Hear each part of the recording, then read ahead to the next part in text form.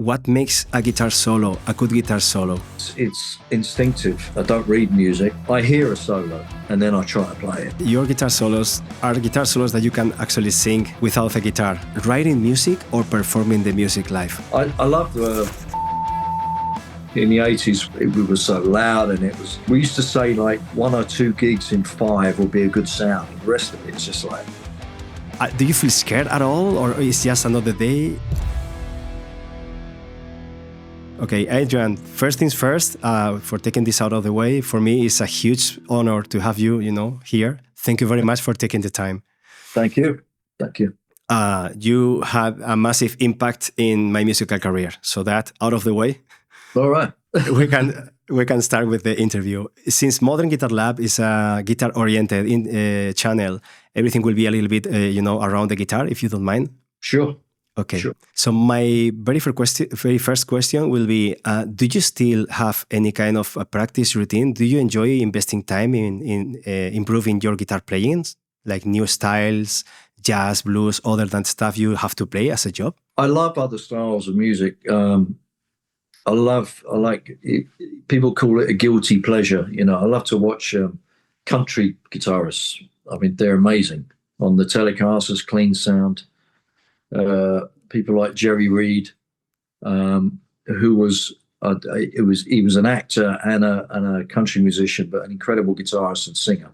Glenn Campbell, all those people. Jazz players, jazz rock, people like Josh Smith and people like this. I mean, who combine blues and jazz. The trouble is, I can learn it. I can learn stuff, but unless you do it every day, it doesn't really stay up there. So my speciality is what I do in Maiden and what I do with Smith Kotzen, and that's what I do.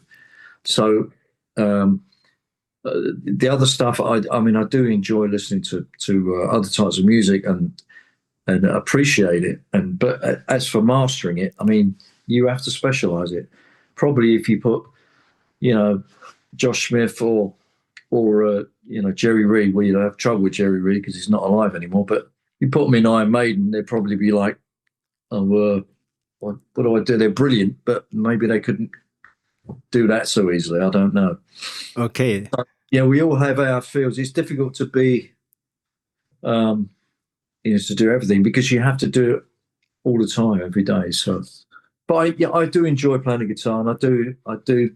Not so much practice. I just play because I enjoy it. I don't enjoy grinding away playing scales. I'll never do that. I've never done that. Well, I have a little bit, but because you have to sometimes. But I don't enjoy that. But I enjoy just playing. Put a backing track on and just jam for and jamming.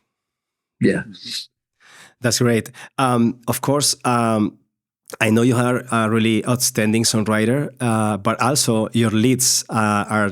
You can also, understand when Dave is playing a lead in Iron Maiden or it's you. The two voices are really, really different from each other.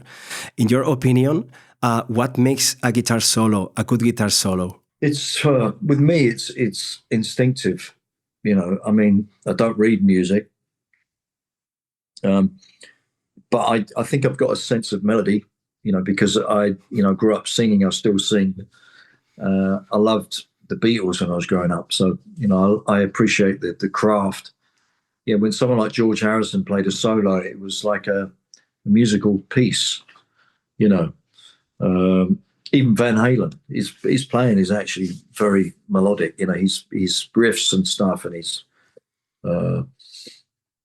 Clapton, he's not technical. He kind of is technical in a way. I mean, what he does is quite simple, but he does it so well. His phrasing is so immaculate. It's like every song is in the right place. It's like someone speaking a language with a very clear accent. You can understand everything, and everything, is in the right place. So for me, it's, maybe I take a bit of inspiration from Satriani, Michael Schenker, Gary Moore, but at the end of the day, it comes out as me. And I hear, if I hear a piece of music like 16 bars and it's right, you're recording, this is your solo. I hear a solo, and then I try to play it. Okay. Goes in the head first. I mean, you think on that. That's very interesting. Just kind of, so, and it's usually got a little bit of a catchy melody in there. Yeah. A little bit of a technical trick, maybe a little bit of flash, a little bit of melody, and a good beginning and a strong end. That's like a little musical piece, as you said. I feel like your guitar solos are guitar solos that you can actually sing without a guitar. That's the way I feel. So, probably some of them. Yeah. Makes sense. Okay, so I know that you are also a very good songwriter. Like most of the Iron Maiden songs that I like are co-written or written by you. What do you prefer the most, writing music or performing the music live? Good question.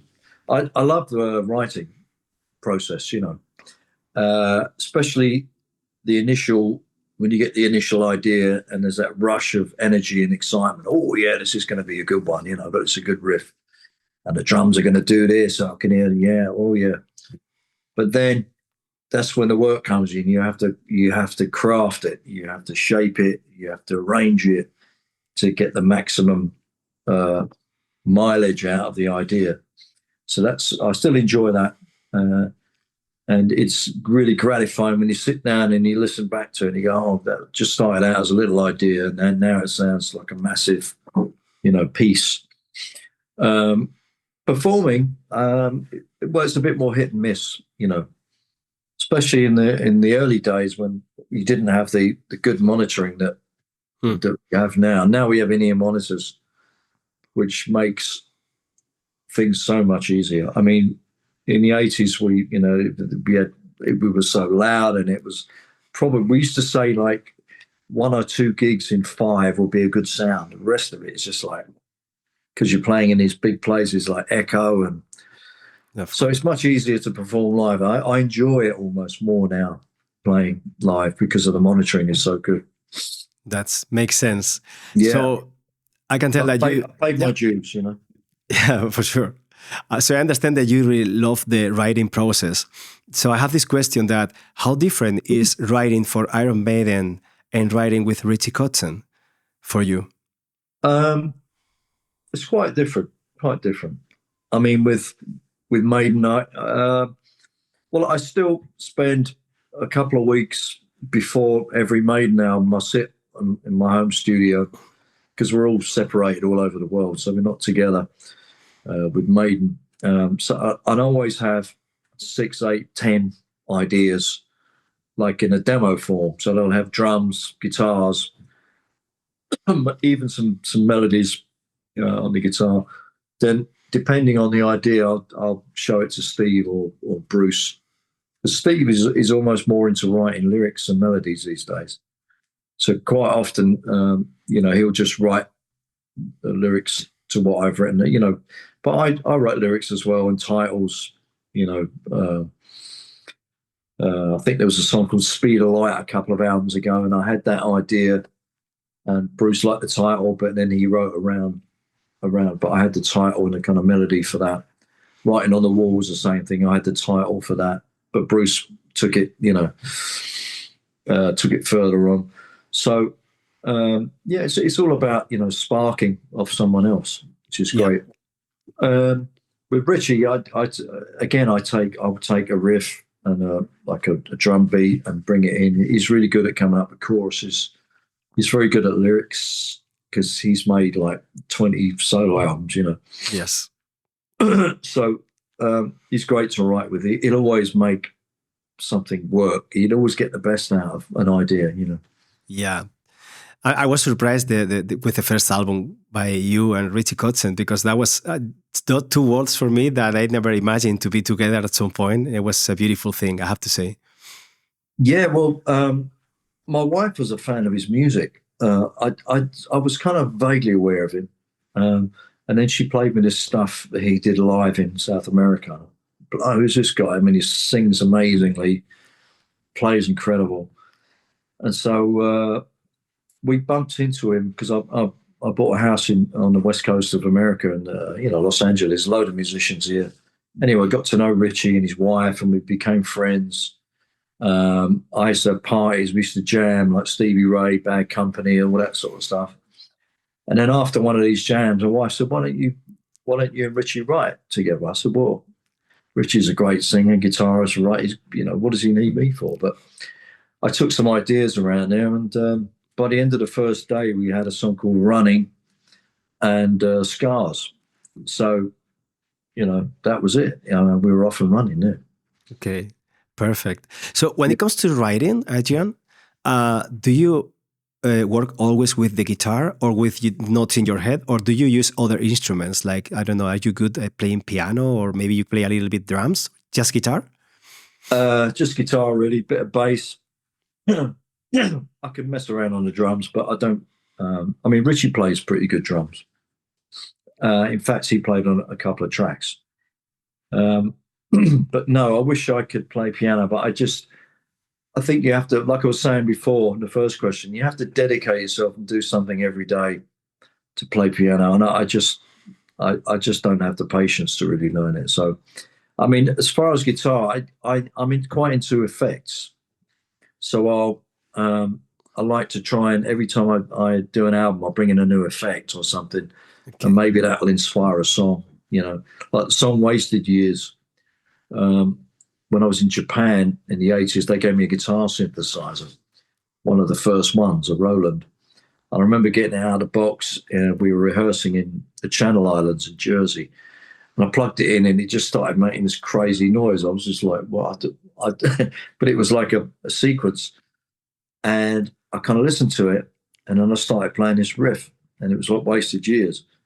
And I wouldn't have come up with that riff if it wasn't for that thing. So sometimes, messing around with things that you don't really, you're not a master of, will give you an idea, yeah. Or a new guitar will give you an idea. I had a white Flying V, which I've never really played. I bought in the 80s, and that, as soon as I picked it up, I played this riff, and it ended up being a song called "Back in the Village." But I never played the guitar. This all about. I got that song off it, so it was worth the money. Sure. Sometimes they say that every guitar has some songs in them, and we just need to play them and try to find. I believe that. Do you believe that? I firmly believe it. Yeah. I have more questions, guitar related and everything, but I have to, since we have like limited time, I have a personal question for you, because I'm a huge Iron Maiden fan. And I remember when the Rock in Rio DVD was released back then, I think it was 2001 or something like that, or when Bruce came back. And I was at home, like, joke me, enjoying it. And then the very first song is The Wicker Man. And I saw you jumping on stage in front of that many people and playing the guitar solo alone on stage. And I felt scared myself. And now I have the chance to ask you in person, what happens in your head in that very moment, in that place, completely alone on stage, with that riff so solid, the pose is perfect, everything is perfect, and then the show starts. Yeah. Do you feel scared at all, or is just another day No, I wasn't scared. I used to get more nervous, but I don't really get nervous now. But that was an incredible moment, coming out. And in fact, that song was the first thing that we played when we got back together in 99, 2000. I just had that riff, and it's a simple riff, really. It's nothing, not rocket science, but it works. And we played that, and that sort of bonded us together again, that song. And I think it's a great opening song, because for me, coming out, just, it's like what you dream of when you're a kid, isn't it? Going out on stage and banging out a riff in front of your own riff people. Also, your own riff in there with all that people cheering. I don't know. Yeah, great. Yeah, great stuff. Do you still have any musical goal that you have never fulfilled at this point, Adrian? I think I'm sort of, I guess I've done more than I ever thought I would when I was a kid, I think I'm more I used to get very stressed out. Someone asked me earlier, what would you tell your younger self if from the 80s, what would you say to you? I'd say, take it easy. Don't stress out so much. But if I hadn't, maybe I wouldn't have been successful. You have to push yourself. You can't just say, oh, yeah, whatever. You got to be, with me, I was very self-critical and I really pushed myself. But now I'm more philosophical and I seem to be more productive. You got to open up the valves and let the creative thing flow, and so that's where I'm at now. Okay. That's why I'm able to do Maiden and SK at the same time. Perfect. So we are. This is going to be finished in seconds, but the last question will be: do you have any, let's say, advice for this young generation of guitar players in order to enjoy the instrument before we go? Yeah, I mean, learn to play. Yeah, learn to play instrument is wonderful. Making a career of it is another thing entirely. Staking your life on it, and if you choose that as a job, then you involve your sort of self-esteem. Are you good at your job? If you're just playing for fun, that's great. Okay, so and just enjoy it. But you got to work at it. Even to enjoy it, you have to work on it, definitely. Yeah. So working on it. Thank you very much for your time. We are really grateful for it. I'm sure you have more interviews, so I hope everything goes well.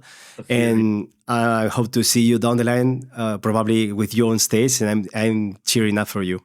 Thank you very much, Adrian. Cheers. Bye. Goodbye.